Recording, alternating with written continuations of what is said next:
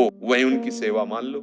सास है, ससुर है, पति है, पुत्र है, परिवार के जन, ये सब भगवान की सेवा है। आजकल वयोवृद्ध, बीमार, बूढ़ी सास आदि पड़े ना, तो बहुएं उनकी सेवा का ध्यान न करके उनको कष्ट देते हैं। जैसे या नवीन बहू आई, सास बहुत तगड़ी, वो उसको ये सब अधर्माचरण है। इनसे ना घर में शांति मिलेगी, ना इस घर में, हृदय में भी शांति नहीं मिलेगी।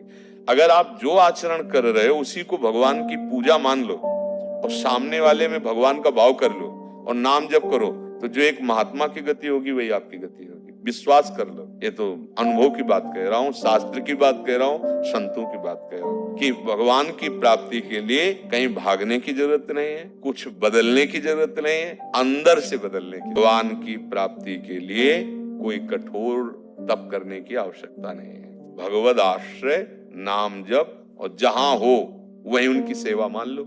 सास है, ससुर है, पति है, पुत्र है, परिवार के जन, ये सब भगवान की सेवा है। आजकल वयोवृद्ध, बीमार, बूढ़ी सास आदि पड़े ना, तो बहुएं उनकी सेवा का ध्यान न करके उनको कष्ट देते हैं। जैसे या नवीन बहू आई, सास बहुत तगड़ी, वो ये सब अधर्माचरण है।